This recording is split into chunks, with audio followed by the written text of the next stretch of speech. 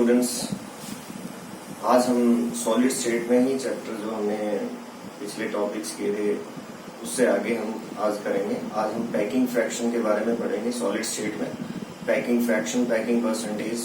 आपको पता है कि पैकिंग फ्रैक्शन और पैकिंग परसेंटेज का मीनिंग होता है कि टोटल वॉल्यूम जो आपके पास है, टोटल वॉल्यूम जो है आपके पास, उसमें से कितना ऑक्यूपाइड है स्फीयर्स में।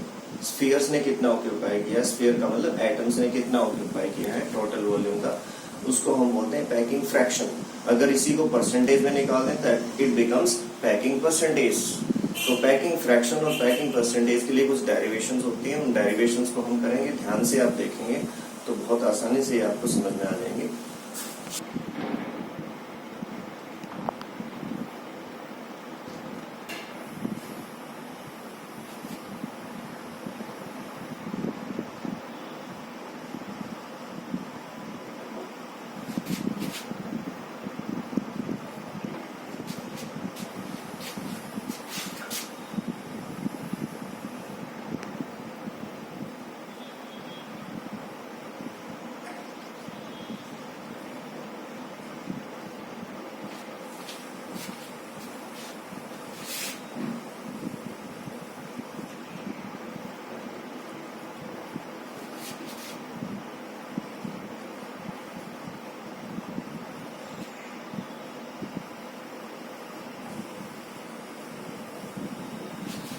तो मैंने जैसा कि अभी लिख दिया है यहाँ पे, how much volume of the total volume occupied by the sphere. Spheres ने कितना वॉल्यूम टोटल वॉल्यूम का ऑक्यूपाई किया है, तो उसको हम बोलते हैं पैकिंग फ्रैक्शन। अगर परसेंटेज में निकाल देंगे इट बिकम्स पैकिंग परसेंटेज। तो हम तीन उसके लिए, simple cubic, body centred cubic और फेस सेंटर्ड क्यूबिक, इन तीन के लिए हम डेरिवेशन करने वाले हैं। तो सबसे पहले सिंपल क्यूबिक के लिए, और simple cubic, simple cubic unit cell के लिए हम पैकिंग परसेंटेज करेंगे। एक डायग्राम आप बना लेंगे, जैसे कि मैंने प्रीवियस वीडियोस में भी बताया आपको।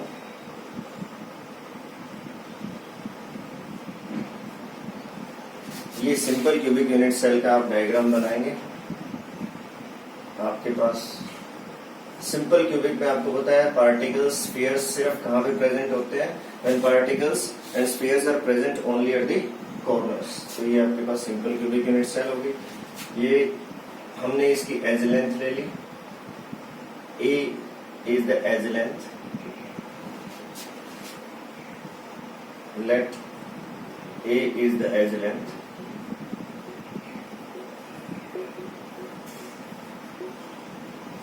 हम पहले भी कर चुके हैं, पिछले वीडियो में मैंने आपको बताया था कि इसमें जो z की वैल्यू होती है, z क्या होता है, रैंक नंबर, जो मैंने आपको बताया था। रैंक नंबर क्या होता है, number of spheres present per unit cell. तो रैंक नंबर इसमें जो z की वैल्यू है वो 1 होती है। तो number of spheres present per unit cell is equal to 1। और 1 कैसे आया था, मैंने याद दिला देता हूँ आपको कि कॉर्नर पे कंट्रीब्यूशन 1/8 होती है, और 8 कॉर्नर्स इसके हैं जैसा कि आप देख पा रहे हैं। तो 1/8 into 8 is equal to 1, z की कैलकुलेशन। तो नंबर ऑफ स्फीयर्स हो गए इसमें 1। तो पैकिंग परसेंटेज निकालने के लिए एक बेसिक कंसेप्ट होती है, वो आपको समझनी चाहिए। उसे वही सिंपल क्यूबिक में लगेगी, वही बॉडी सेंटर में लगेगी, वही फेस सेंटर्ड क्यूबिक में लगेगी। तो इसमें जो बेस क्या है, बेसिक कंसेप्ट क्या है इन सभी डेरिवेशंस का, वो आप सबको पहले समझना चाहिए।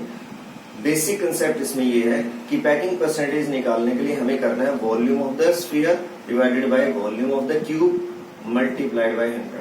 तो volume of sphere divided by volume of cube, ये निकालेंगे, पैकिंग फ्रैक्शन हो जाएगा। मल्टीप्लाई कर देंगे 100 से, तो वॉल्यूम ऑफ पैकिंग वॉल्यूम हो जाएगा, परसेंटेज वॉल्यूम हो जाएगा। पैकिंग परसेंटेज बोलते हैं जिसको हम।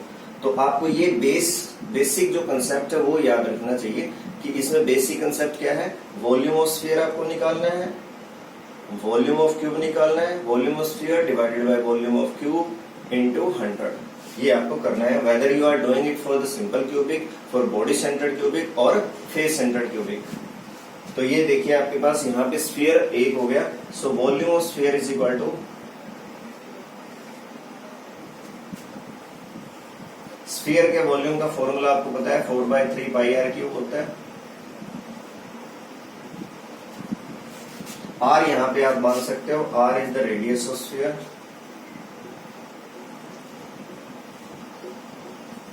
आर क्या है? Radius of sphere. 4/3 pi are cube. इसको मैंने 1 से मल्टीप्लाई कर दिया। 1 से क्यों मल्टीप्लाई किया? क्योंकि सिंपल क्यूबिक में स्फीयर की संख्या 1 है। Number of sphere is equal to 1, जैसे कि हम देख चुके हैं यहाँ पे। So it becomes equal to 4/3 pi are cube. इसको इक्वेशन 1 मान लीजिए आप। एक वैल्यू हमारे पास आ गई कि वॉल्यूम स्फीयर ने कितना ऑक्यूपाई किया। अब volume of cube, volume of cube is equal to क्या होता है? A cube. क्योंकि सभी साइड्स इसकी एक जैसी हैं, इसमें क्यूब के अंदर आपको पता है एक्सियल लेंथ सेम होते हैं। A is equal to b is equal to c. तो जिसको हमने ए ले लिया तो ए क्यूब आपके पास हो गया। लेकिन एक बात आपको जो ध्यान रखने की है वो ये है कि यहां पे आर है और यहां पे ए है। ये एज लेंथ है और ये आर है। तो जब हम डिवाइड करेंगे तो या तो इस ए को आर की टर्म में लेके आएंगे या आर को ए की टर्म में लेके आएंगे। तो उसके लिए हमने आगे करना है, in case of simple cubic A is equal to 2r। Simple cubic के केस में ए किसके इक्वल है? 2r के इक्वल। देखो ये यहां से दोनों स्फीयर्स टच कर रहे हैं, ये स्फीयर सभी टच कर रहे हैं एक दूसरे को। तो a is equal to 2r। तो a 2r के इक्वल हो गया। इसमें वैल्यू पुट करेंगे हम। So volume of cube is equal to a cube equal to क्या हो गया? 2r का cube, that is equal to 8r cube. इसको हमने सेकंड टर्म ले लिया। अब हमारे पास वॉल्यूम ऑफ क्यूब भी आ गया, वॉल्यूम ऑफ स्फीयर भी आ गया। अब हम पैकिंग परसेंटेज निकाल लेंगे। Packing percentage is equal to क्या फॉर्मूला बताया था मैंने आपको? Volume of sphere divided by volume of cube multiplied by 100। Volume of sphere divided by volume of cube multiplied by 100। Volume of sphere आपके पास था 4/3 पाई आर क्यूब और volume of cube आपके पास है 8r क्यूब। तो divide करेंगे तो आपके पास 8r cube multiplied by 100। R cube से आर क्यूब कैंसिल आउट हो गया, ये आपके पास कैंसिल आउट हो गया। इस पूरे को आप कैंसिल करेंगे, पाई की वैल्यू रख देंगे, आपको पता है 3.14 होती है। So it comes out to be 52.4%। Packing percentage is equal to packing percentage यहाँ पे कितनी आ गई? 52.4%। किसके लिए है? For simple cubic. अब इसमें फ्री स्पेस कितना हो गया? ये भी कई बार एक नंबर में पूछ लेते हैं। फ्री स्पेस 100 में से माइनस कर देंगे आप तो आपके पास फ्री स्पेस हो जाएगा। तो फ्री स्पेस कितना हो गया बच्चों? 47.6%। ये फ्री स्पेस हो गया। तो ये आपके पास, एक बार फिर से मैं बता देता हूँ, चाहे आपके पास सिंपल क्यूबिक हो, बॉडी सेंटर्ड क्यूबिक हो, फेस सेंटर्ड क्यूबिक हो, आपको करना क्या है? Volume of sphere divided by volume of cube into 100 आपको करना है। तो ये सिंपल क्यूबिक यूनिट सेल के लिए हमारे पास हो गया। इसी तरह से हम सिमिलरली हम करेंगे एफसीसी के लिए और बीसीसी के लिए। इन case of FCC face centred cubic, packing percentage in case of FCC. ये डायग्राम हमने एफसीसी का ड्रॉ कर लिया। ये क्यूब हमने ड्रॉ किया, इसके 8 कॉर्नर्स पे हमने, आपको पता है एफसीसी में कॉर्नर्स पे होते हैं और कहाँ पे होते हैं? फेस के सेंटर्स पे, कॉर्नर्स एंड फेस सेंटर्स। तो 6 फेसेस होते हैं वैसे, top, bottom, left, right and front end back. जिस रूम में आप बैठे हैं उसको आप क्यूब की फॉर्म में एज्यूम कर सकते हैं। तो बहुत अच्छे से आपको उससे समझ में आएगा फिर। तो जो फ्रंट बैक है, लेफ्ट राइट है, टॉप बॉटम है, 6 फेसेस हैं। 6 फेसेस में से मैंने सिर्फ एक फेस पे, आप ध्यान से देखिए, मैंने एक फेस पे स्फीयर शो किया है ताकि हम डेरिवेशन को आसानी से समझ पाए। क्योंकि अगर सभी फेसेस पे मैंने अगर स्फीयर शो कर दिया, यहाँ पे है सभी पे, लेकिन मैंने शो सिर्फ एक पे किया है, उसका रीजन ये है कि आपको जो डेरिवेशन है वो आसानी से समझ में आ जाए। अगर सभी फेसेस पे हमने स्फीयर शो कर दिया तो उसमें दिक्कत होगी अंडरस्टैंडिंग में। तो ये हमने एक ट्रायंगल बनानी है, यहाँ से ए, बी और सी पॉइंट्स हमने लिए। ये डॉटेड लाइन से मैं शो कर रहा हूँ। ये स्फीयर्स एक दूसरे को टच कर रहे हैं। यहाँ पे ए हमने ले लिया, ये एज लेंथ हो गई आपके पास। ये स्फीयर है सारे, तीनों के तीनों। ए बी सी हमारे पास यहाँ पे ट्राइंगल है। A is the edge length, R is the radius of the sphere. Z की वैल्यू इसमें 4 होती है। Z क्या है एक बार फिर से, rank number, number of spheres present per unit cell, उसको हम रैंक नंबर बोलते हैं। FCC में हमने पिछले वीडियो में मैंने आपको कैलकुलेट करके बताया था। जो बच्चे इस वीडियो को देख रहे हैं उनसे मेरी रिक्वेस्ट है कि इससे पहले जो अब वीडियो आ चुके हैं वो आप जरूर देखें। 4 वीडियोस इससे पहले आ चुके हैं, वो आप जरूर देखें सॉलिड स्टेट के, तभी आप कंटिन्यूटी में और इस टॉपिक को या दूसरे टॉपिक्स को आप समझ पाएंगे अच्छे से। तो Z इज इक्वल टू 4 आपके पास है, number of spheres present per unit cell. So volume of sphere is equal to 4/3 pi r cube multiplied by 4, ये आपके पास हो गया वॉल्यूम ऑफ स्फीयर हो गया। इसको हमने इक्वेशन 1 मान लिया। अब आपके पास पता है वॉल्यूम ऑफ स्फीयर हो गया, वॉल्यूम ऑफ क्यूब निकालना है आपको। वॉल्यूम ऑफ क्यूब के लिए फॉर्मूला होता है आपको पता है ए क्यूब, लेकिन मैंने जैसे पहले बताया आपको ये या तो ए को आर के टर्म में लेके आना है या आर को ए के टर्म में लेके आना है। तो उसके लिए हमें इस ट्राइंगल की जरूरत पड़ेगी। इन case of triangle ABC, triangle ABC के केस में आप देखिए जो ए से बी तक है हाइपोटेन्यूज, उसको आप निकालेंगे कैसे। A B is equal to, a b किसके इक्वल हो गया बताइए आप, a c square plus b c square, और ये आपको पता है किसके इक्वल हो गया, a square plus a square. ऊपर लेके जाता हूं मैं इसको। So A B is equal to आपके पास हो गया √2a, a B is equal to √2a हो गया। लेकिन ए बी देखो आपके पास ये तीनों स्फीयर्स ए बी में टच कर रहे हैं एक दूसरे को, but A B is equal to ये है, देखिए मैं उसी टर्म में बना रहा हूं जैसे इस डायग्राम में बना और उसी तरह से ये ऐसे यहां से इस पॉइंट से लेके और इस पॉइंट तक ए बी है, ये पॉइंट ए है और ये बी है जैसा कि आप देख पा रहे हैं। तो अगर आप इसको ध्यान से देखेंगे तो देखिए मैंने डिवाइड भी कर दिया है, यहां से यहां तक आर है, फिर आर फिर आर फिर आर, तो कितने आर हो गए ये 4r। So A B is equal to 4r। तो यहाँ पे मैं पुट कर रहा हूं इस वैल्यू को इस इक्वेशन में। So 4r is equal to √2a। तो यहां से बच्चों बताइए a किसके इक्वल हो गया 4r/√2। इसको सोल्व करेंगे तो ऊपर इसको क्या लिख सकते हैं आप 2 × 2, ये आपके पास ये हो गया 2 × √2r। तो ये फॉर्मूला भी अलग से भी पूछा जाता है, आपको पता होना चाहिए क्या फॉर्मूला है ये। This is the relationship between the edge length and the radius of the sphere in case of FCC. Numerical भी आता है इसके बेस पे। ऐसे है हमने सिंपल, उसमें सिंपल क्यूबिक में a इज इक्वल टू किसके इक्वल किया था 2r के इक्वल। तो ये फॉर्मूला आपको याद भी होना चाहिए। तो a इज इक्वल टू ये हो गया आपके पास। अब इस वैल्यू को कहां पुट करेंगे हम, यहाँ पे वॉल्यूम ऑफ क्यूब में। सो वॉल्यूम ऑफ क्यूब, अब वॉल्यूम ऑफ क्यूब किसके इक्वल हो गया a क्यूब, a की जगह ये पुट कर दिया हमने ये वाली वैल्यू, तो 2√2r इसका क्यूब कर दिया आपने। अब इसको सोल्व करेंगे तो आपके पास क्या आ जाएगा 16 × √2r³। आसानी से आप सोल्व कर सकते हैं इसको। 2 का क्यूब हो गया, फिर इसका करेंगे तो आपके पास ये आ जाएगी वैल्यू 16 × √2r³। अब ये आपके पास वॉल्यूम ऑफ क्यूब हो गया, इसको इक्वेशन नंबर 2 मान लिया हमने। अब volume of sphere divided by volume of cube into 100। Packing percentage आपके पास क्या होगी, वॉल्यूम ऑफ स्फीयर आपके पास है 16/3 पाई r³, और ये आपके पास हो गया volume of cube 16 × √2r³ into 100। ये क्रॉस हो जाएगा, पाई की वैल्यू आप पुट कर सकते हैं यहाँ पे।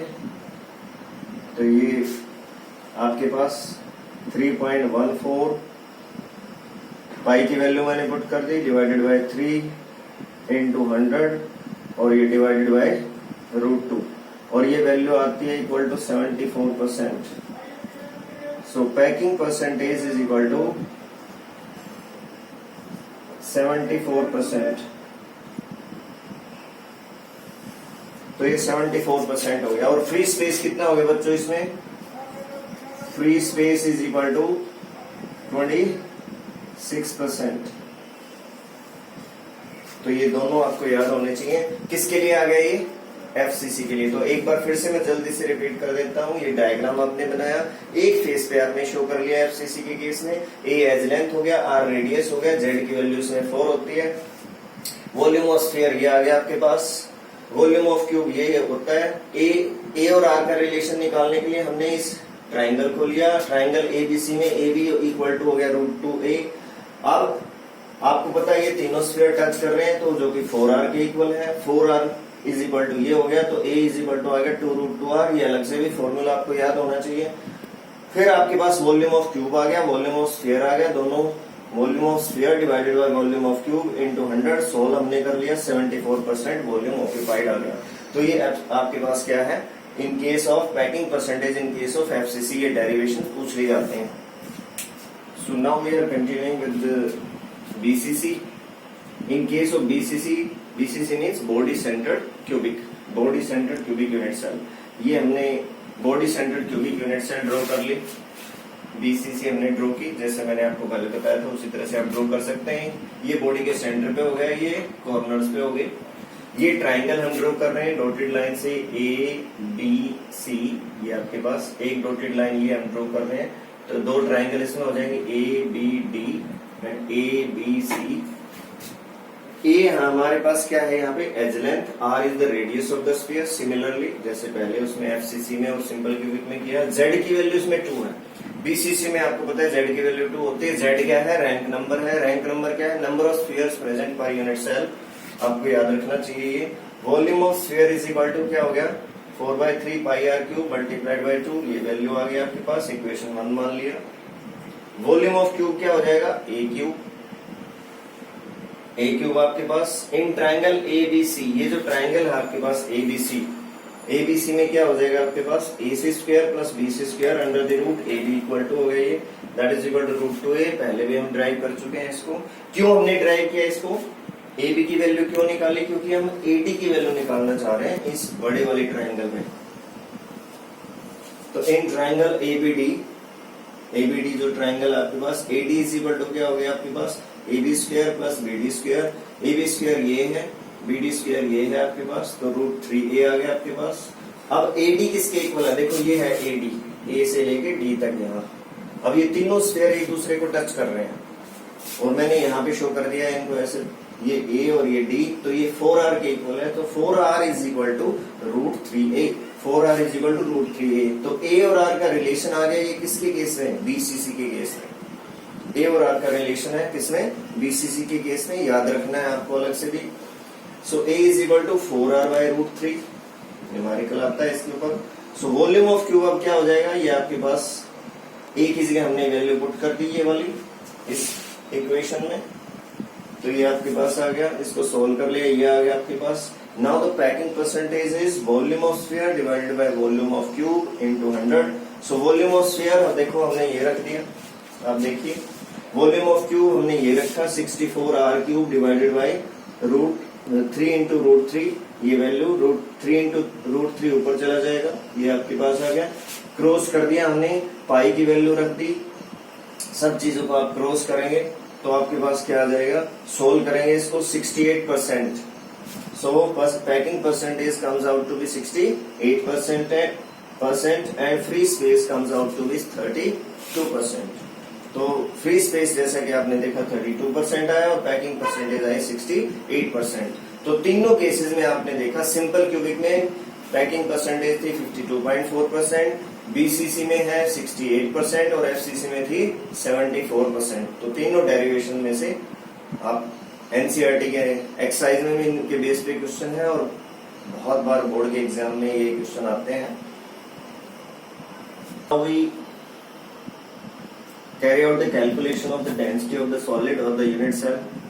आपको पता है जो सॉलिड है वो 3D जो स्ट्रक्चर है सॉलिड की वो किससे बनी हुई है? यूनिट सेल से बनी हुई है। यूनिट सेल्स को रिपीट करने, तो अगर आप यूनिट सेल की डेंसिटी निकाल लें तो सॉलिड की डेंसिटी आ जाती है। तो डेंसिटी का जो सिंपल फॉर्मूला हमें पता है वही यहाँ पे लगाना है। तो आपको बेसिकली यही ध्यान रखना है कि डेंसिटी का जो बेसिक फॉर्मूला आपको पता है मास अपॉन वॉल्यूम वही लगाना है आपको। तो अगर आपको डेंसिटी यूनिट सेल की चाहिए, सॉलिड की चाहिए, तो आप क्या करेंगे, mass of the unit cell divided by volume of the unit cell. Density का सिंबल डी भी लिख सकते हैं, ये रो भी हम लिखते हैं।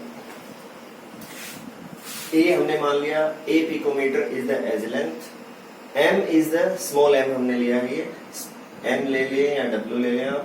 M is the mass of each sphere, हर एक एटम का ईच स्फीयर का मास है। स्फीयर को हम एटम ही मानते हैं, आपको पता है यहाँ पे। Z is the rank number और number of spheres present per unit cell, एक यूनिट सेल में कितने स्फीयर्स हैं। अब एक एटम का मास इतना है और एक यूनिट सेल में नंबर ऑफ एटम्स कितने हैं, जेड के इक्वल है। तो total mass of unit cell कितना हो जाएगा फिर, m multiplied by z, z से हम मल्टीप्लाई कर देंगे, मींस नंबर ऑफ स्फीयर से मल्टीप्लाई कर देंगे टोटल। तो डेंसिटी क्या हो जाएगी बच्चों, फिर आपके पास ये फॉर्मूला लगाए, mass of unit cell, mass of unit cell ये आपके पास आ गया। Volume of unit cell a cube हो गया, क्योंकि एज लेंथ हमने माना है a cube. So this is mass of unit cell and this is volume of unit cell. And we know that Na is the Avogadro number. Avogadro number की value आपको पता है 6.022 इंटू 10⁻23 होती है। तो एवोगैड्रोस नंबर Na आपके पास है, कांस्टेंट वैल्यू है ये। If Na number of spheres है, mass is equal to m। m क्या है, ये ग्राम एटॉमिक मास, जो ग्राम एटॉमिक मास है, जिसको हम मोलर मास, ग्राम मोलर मास, मॉलिक्यूल हो तो मोलर मास, एटम हो तो ग्राम एटॉमिक मास की फॉर्म में लिखते हैं। Mass of Avogadro number of atoms, तो एवोगैड्रो नंबर ऑफ एटम्स का मास है ये कैपिटल M। तो एक एटम का मास कितना हो जाएगा, या एक स्फीयर का मास कितना हो जाएगा आपके पास, m divided by Na। This much number Avogadro number of atoms है, mass equal to m। So one atom और one sphere has mass is equal to m by Na। और हम पहले से ही जानते हैं कि एक स्फीयर का मास किसके इक्वल है, स्मॉल m के इक्वल, पहले मान चुके हैं हम। m is the mass of each sphere. तो हमने क्या किया, इक्वेशन 1 में इस स्मॉल m की जगह ये वैल्यू पुट कर दी, तो ये फॉर्मूला आ गया, आप देखिए। Now putting this value in equation 1, ये आपके पास आ गया z into M divided by a cube into Na। ये डेंसिटी का फॉर्मूला आ गया आपके पास। ये फॉर्मूला भी आप यूज कर सकते हैं depending upon your values given in the numerical. ये आपके पास फॉर्मूला आ गया, जिसमें मैंने यूनिट भी लिखी है, ग्राम्स पर पिकोमीटर क्यूब। डेंसिटी की अलग अलग यूनिट्स हो सकती हैं। ये वाला जो टॉपिक है, आपको ये एम्फेसाइज करके मैं बता रहा हूं कि इस चैप्टर के अंदर सबसे इंपॉर्टेंट टॉपिक है ये। I repeat, this is the most important topic in this chapter, जिसके ऊपर न्यूमेरिकल्स नॉर्मली देखा गया है। जब भी ये चैप्टर सिलेबस का पार्ट हुआ है, इस टॉपिक में से न्यूमेरिकल नॉर्मली आता ही है इसके अंदर। तो न्यूमेरिकल्स भी हम इसमें डिस्कस करेंगे। और क्या बच्चे गलती करते हैं, आपको ये ध्यान रखना चाहिए कि बच्चे बार बार बताने के बाद भी वही गलती करते हैं, वही मिस्टेक करते हैं। ये हर बार हम बोर्ड के पेपर चेक करते हुए वैसे हम हर बार देखते हैं कि बच्चे ये वाली मिस्टेक करते हैं। तो इसमें दो कॉमन मिस्टेक होती हैं, वो आपको ध्यान रखना चाहिए। एक तो यूनिट के बारे में, आप देखिए यहाँ पे लिखा है पिकोमीटर, हमने पिकोमीटर में लिया, ए पिकोमीटर। लेकिन नॉर्मली डेंसिटी होती है ग्राम्स पर सेंटीमीटर क्यूब या ग्राम्स पर मिलीलीटर। तो आपको ये ध्यान रखना चाहिए कि अगर यहाँ पे किलोग्राम होगा तो मीटर क्यूब आएगा। यूनिट का ध्यान आपने रखना बहुत जरूरी है। अब जैसे आपके पास ए की वैल्यू दी हुई है पिकोमीटर में, या दी हुई है एंगस्ट्रोम में या नैनोमीटर में। नॉर्मली जो यूनिट्स यूज होती है वो मैंने वैल्यूज भी यहाँ पे लिख दी है। 1 picometre is equal to 10⁻⁻12 metre. आप सबको पहले भी पता होगा, 11th क्लास में आपने पढ़ी हुई है ये सब चीजें, लोअर क्लास में भी पढ़ी है। और 1 picometre is equal to 10⁻12 metre, 10⁻10 centimetre.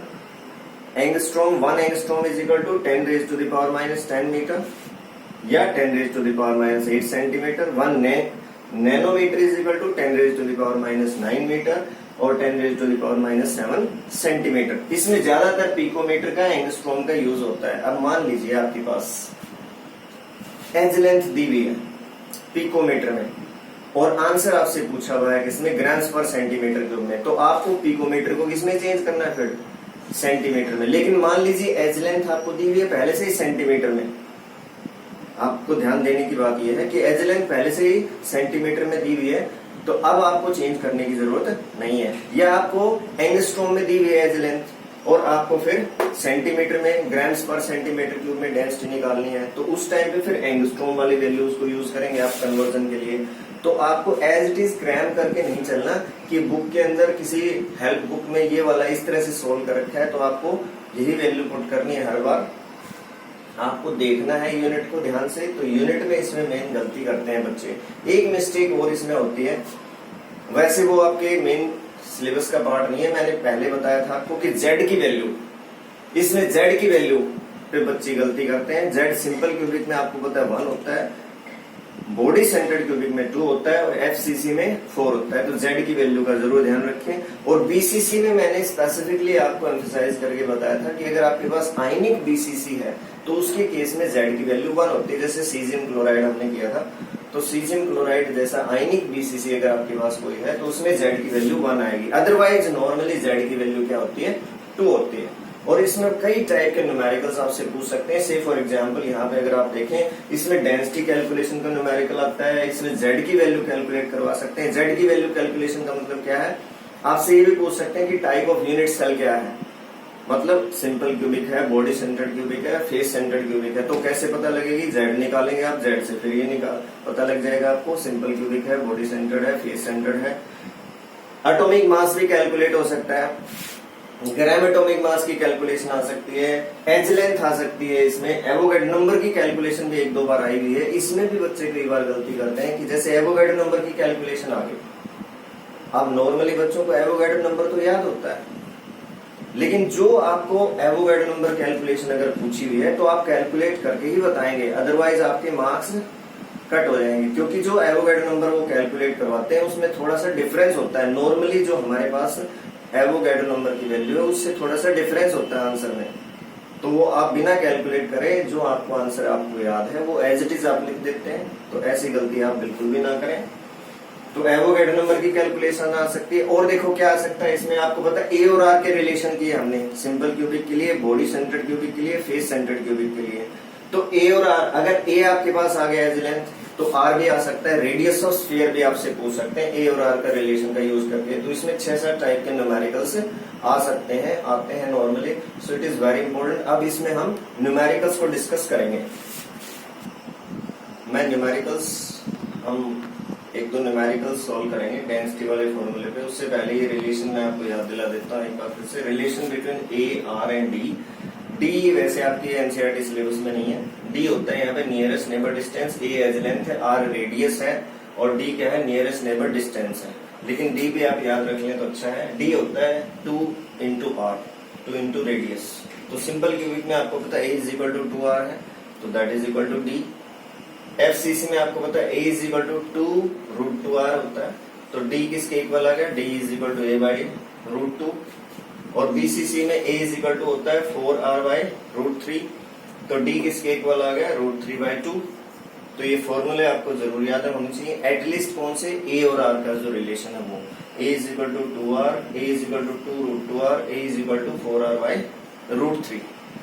अब देखिए क्वेश्चन है आपके पास, क्वेश्चन एनसीईआरटी के क्वेश्चन है ये, और बहुत आसानी से आप समझ सकते हैं, अंडरस्टैंड कर सकते हैं।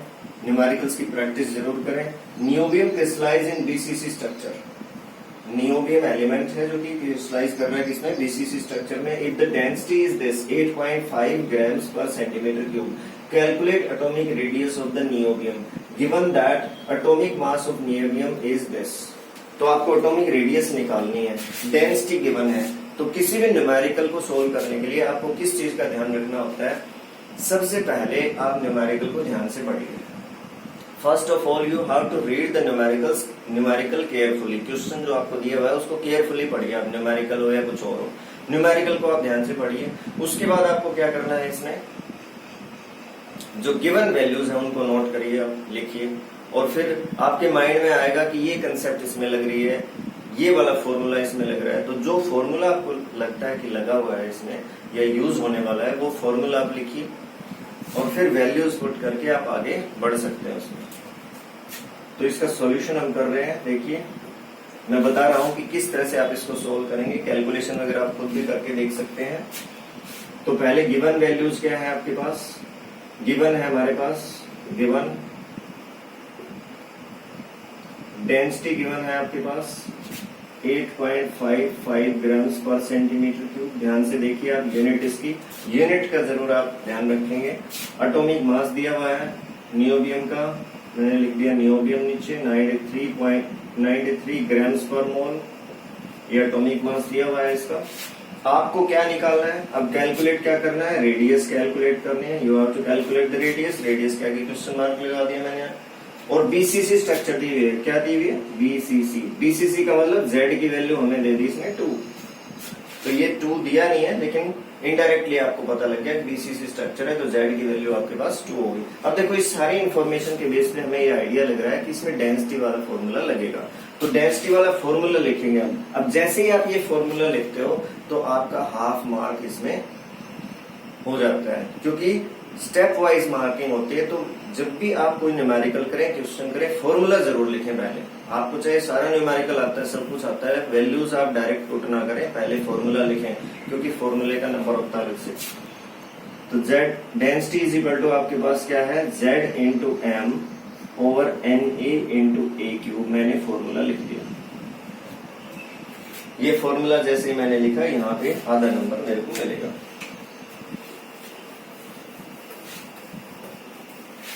अब आप देखिए इसमें Z हमारे पास है, एटॉमिक मास हमारे पास है, एवोगैड्रो नंबर हमारे पास होता है, ये डेंसिटी हमारे पास है। आप देखिए ध्यान से, इसमें डेंसिटी गिवन है, Z गिवन है, M गिवन है, Na गिवन है, तो क्या गिवन नहीं है, A क्यूब गिवन नहीं है। A क्यूब मतलब एज लेंथ निकालनी है हमें। तो A और R का फिर रिलेशन होता है, तो हमने कैसे आइडिया लिया, रेडियस डायरेक्ट नहीं आएगी, A निकालेंगे पहले हम, पहले A निकालेंगे, फिर A और R का रिलेशन बीसीसी वाला यूज करेंगे, तो फिर इसके इक्वल हो गया आपके पास A cube is equal to Z into M. Density को उधर लेके जाएंगे, A को इधर ले, A क्यूब को इधर ले आए हम, इंटू Na, ये आपके पास। अब देखिए वैल्यूज आप पुट कर सकते हैं, ये 2 हो गया आपके पास, ये 93 है, ये डेंसिटी है 8.55 और एवोगैड्रोस नंबर आपके पास ये एवोगैड्रो नंबर हो गया। वैल्यू आपने पुट कर दी। अब देखिए किसी यूनिट को भी चेंज करने की जरूरत नहीं पड़ी हमारे पास, क्योंकि ये भी ग्राम में है और ये ग्राम्स पर सेंटीमीटर क्यूब में है। तो हमारे पास यहाँ पे आंसर किसमें आएगा बताइए आप, A क्यूब का आंसर किसमें आएगा, सेंटीमीटर क्यूब में आएगा ये। तो A का आंसर किसमें आएगा आपके पास, सेंटीमीटर में आएगा ऑब्वियसली। तो अगर किसी में पिकोमीटर में पूछा है, जैसे कि इसने कुछ मेंशन नहीं किया, तो पिकोमीटर में पूछा, पिकोमीटर में दे सकते हैं आप। अगर आपसे पूछा हुआ है एंगस्ट्रॉम में, तो एंगस्ट्रॉम में कन्वर्ट कर सकते हैं। सेंटीमीटर में दे रखा है तो सेंटीमीटर में भी छोड़ सकते हैं। अगर स्पेसिफाई नहीं किया तो मीटर में कन्वर्ट कर सकते हैं आप। तो ये हो गया आपके पास A cube is equal to this. अब यहां से या तो आप क्यूब रूट आपको निकालना आता है, इसको पूरे को आप सोल्व करेंगे, क्यूब रूट निकालेंगे, या फिर आप क्या कर सकते हैं, जो वैल्यू आएगी इसमें दोनों साइड में लॉग ले सकते हैं आप। मैं थोड़ा इसको सोल्व करने का आपको एक मेथड बता देता हूँ इसी में। अदरवाइज यहाँ से A की आप वो निकालेंगे, फिर कौन सा फॉर्मूला लगाएंगे, A को निकालने के बाद A और R का रिलेशन होता है, आपको पता है A इज इक्वल टू क्या होता है, 4R बाय रूट 3। तो R किसके इक्वल हो जाएगा बच्चों, रूट 3A बाय 4। तो यहां से निकाल के A की वैल्यू और इसमें पुट कर देंगे आप, तो आपके पास क्या आ जाएगा, R की वैल्यू आ जाएगी, रेडियस आ जाएगा जो आपसे पूछा हुआ है। अब ये जो आपके पास वैल्यू है, ये इसको सोल्व करने के लिए, क्योंकि ये कैलकुलेशन थोड़ी लंबी इसमें बनेगी, तो कैलकुलेशन आप लास्ट तक जरूर करें। तो A क्यूब आपके पास किसके इक्वल हो गया, मान लीजिए वैल्यू आ गई X, कोई भी वैल्यू आ गई, आप इसको सोल्व कर लेंगे। सोल्व करने में मैं ज्यादा टाइम इसमें खराब नहीं करना चाहता। A cube is equal to X value आ गई, हमने इस राइट हैंड साइड को X मान लिया, तो दोनों साइड में लॉग लीजिए, taking log on both side.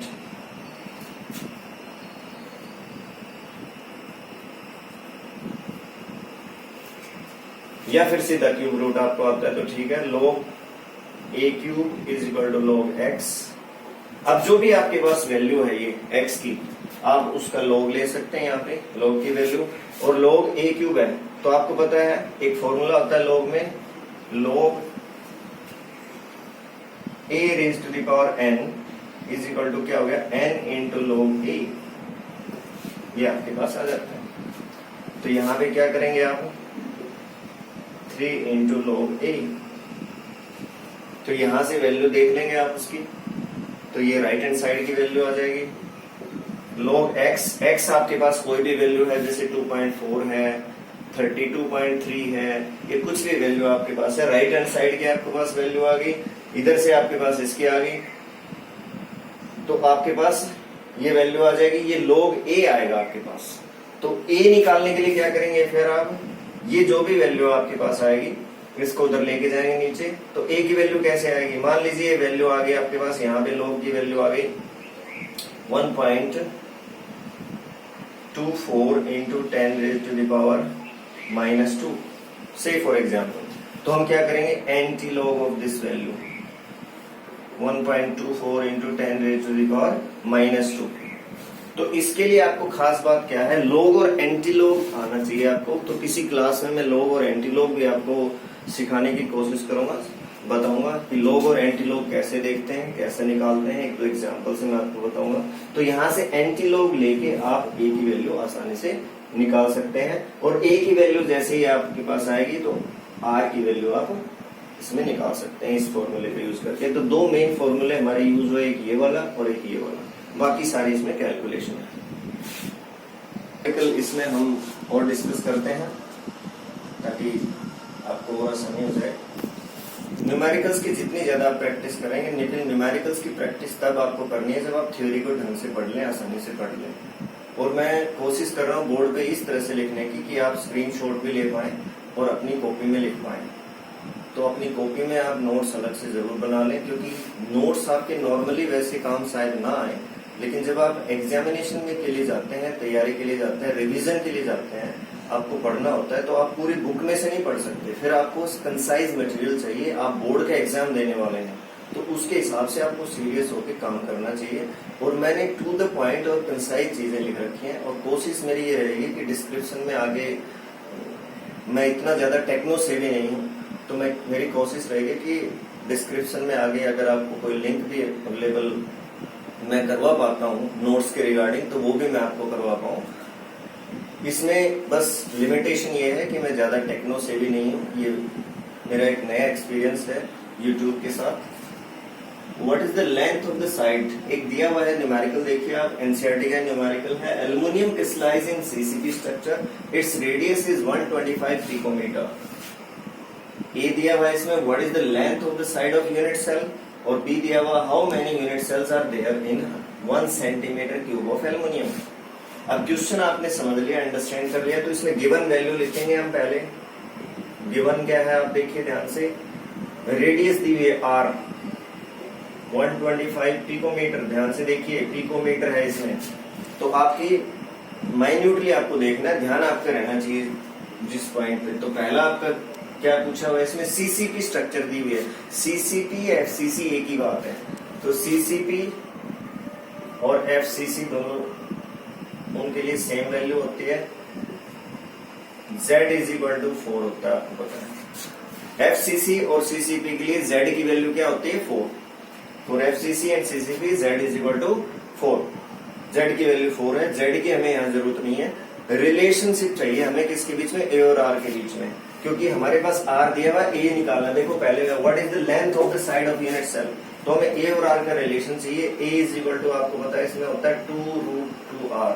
FCC के केस में A की वैल्यू क्या है, 2√2R, और R गिवन है आपके पास, तो 2 इंटू √2, R की वैल्यू आपके पास है 125, तो ये आपका आंसर आ जाएगा पिकोमीटर में। इसको आगे आप फर्दर सोल्व कर सकते हो, तो इसको सोल्व करोगे तो आपके पास किसका आंसर आ जाएगा, A का आंसर आ जाएगा पिकोमीटर में। अब देखो ध्यान से, आप सेकंड क्वेश्चन में how many unit cells are there in 1 centimetre cube, अब वहां पिकोमीटर यूज हो रहा है और यहाँ सेंटीमीटर क्यूब यूज हो रहा है, तो आंसर हमारा A का किसमें आएगा, पिकोमीटर में। तो हमें क्या करना पड़ेगा, या तो सेंटीमीटर को पिकोमीटर में या पिकोमीटर को सेंटीमीटर में। अब यहाँ सेंटीमीटर दिया हुआ है, तो हम क्या करेंगे, पिकोमीटर को सेंटीमीटर में चेंज कर लेंगे। तो ये जो एज लेंथ दी हुई है इसको सेंटीमीटर में चेंज करेंगे। यहाँ पे पहला आंसर आ जाएगा आपका, जो फर्स्ट पार्ट है उसका आंसर आ जाएगा आपका फर्स्ट पार्ट का। सेकंड पार्ट के लिए आप क्या करेंगे, इसको सोल्व कर लेंगे फर्स्ट पार्ट के लिए। सेकंड पार्ट के लिए आप क्या करेंगे, 1 पिकोमीटर इज इक्वल टू, मैंने आपको बताया था कितने सेंटीमीटर, 10⁻⁻10 सेंटीमीटर। तो आप क्या करेंगे, यहाँ पे इस पिकोमीटर को 10⁻⁻10 से मल्टीप्लाई करेंगे, तो a आपके पास आ जाएगा 2√2। मैं बिना सोल्व करे लिख रहा हूं, लेकिन आप इसको सोल्व जरूर कर लें, एज इट इज ना छोड़ें। ये सेंटीमीटर आपके पास a हो गया। अब a क्यूब वॉल्यूम कितना हो जाएगा आपके पास, a क्यूब क्या होता है बच्चों, वॉल्यूम ऑफ 1 यूनिट सेल। तो a क्यूब आपके पास क्या हो जाएगा, 2√2 इंटू 125 इंटू 10⁻⁻10 और इन सबका क्यूब, सेंटीमीटर क्यूब। इसको सोल्व कर सकते हैं आप, तो ये आपके पास हो जाएगा 2√2 इंटू 125 इसका क्यूब इंटू 10⁻⁻30 सेंटीमीटर क्यूब। ये a की वैल्यू आ गई आपके पास। इसको फर्दर आगे आप सोल्व करना चाहें सोल्व कर सकते हैं, सोल्व जरूर करना चाहिए आपको। न्यूमेरिकल को घर पे बैठ के आप आसानी से सोल्व कर सकते हैं। तो ये आपके पास a क्यूब हो गया, वॉल्यूम ऑफ 1 यूनिट सेल। अब देखिए हम ये वाले कंसेप्ट लगाएंगे, how many unit cells are there in 1 centimetre cube. अब ध्यान से सोचिए आप, अगर आपके पास इतना वॉल्यूम है तो उसमें कितने यूनिट सेल है, 1। इतने वॉल्यूम के अंदर 1 यूनिट सेल है, तो बहुत सिंपल सा लेमैन भी समझ सकता है। आप तो केमिस्ट्री के स्टूडेंट हैं, साइंस के स्टूडेंट हैं। इतने वॉल्यूम में 1 यूनिट सेल है, तो 1 सेंटीमीटर क्यूब में कितनी होगी, तो a क्यूब जो सेंटीमीटर क्यूब है आपके पास, मैं पूरी वैल्यू ना लिख के ये लिख रहा हूं कि ये जितना सेंटीमीटर क्यूब है उसमें नंबर ऑफ यूनिट सेल कितनी होगी, 1। So 1 centimetre cube has 1 centimetre cube has number of unit cell कितनी हो जाएंगी, दिस, ये जो वैल्यू आपके पास है 2 इंटू √2 इंटू 125 इसका क्यूब इंटू 10⁻⁻30 डिवाइडेड बाय क्या आएगा आपके पास, सॉरी दिस डिवाइडेड बाय 1 या 1 डिवाइडेड बाय दिस, ये वैल्यू आपके पास आ जाएगी, ये पूरी वैल्यू। अब ये आ गया आपके पास इतने सेंटीमीटर क्यूब में 1 यूनिट सेल, तो 1 सेंटीमीटर क्यूब में कितनी, 1 divided by this a cube. और a क्यूब क्या हमारे पास, 1 डिवाइडेड बाय a क्यूब किया हमने, और a क्यूब की वैल्यू पुट कर देंगे आप, जो कि मैंने यहाँ पे लिखी, और इसकी कैलकुलेशन कर लेंगे तो आपके पास आंसर आ जाएगा, सेकंड आंसर। और नॉर्मली ये क्वेश्चन 3 नंबर में 2 नंबर में बहुत बार आता है, आया हुआ है। पहले वाला जो क्वेश्चन बताया मैंने वो भी बोर्ड में आया हुआ है, ये क्वेश्चन भी बोर्ड में आया हुआ है 2-3 बार। इस तरह के क्वेश्चन इसमें आते हैं। तो क्वेश्चंस की, न्यूमेरिकल्स की आप प्रैक्टिस करिए। जो वीडियोस आपको भेजे हैं उन वीडियोस को ध्यान से देखिए, और मुझे नहीं लगता कि कोई भी ऐसा रीजन है कि आप इनको अगर ध्यान से देखें, एक बार नहीं है तो दूसरी बार देखिए आप, तो कम से कम आपके पास इसमें चॉइस होती है, फ्रीडम होती है कि आप उसको बार बार देख सकते हैं, जो चीज नहीं समझ में आए। और मेरे हिसाब से सारी चीजें आपको समझ में आ जाएंगी। आपको ऐसी चीजें बताई हैं जो ना तो बहुत ज्यादा है ना बहुत कम है, और आपके लिए बहुत अच्छा रहेगा। Thank you.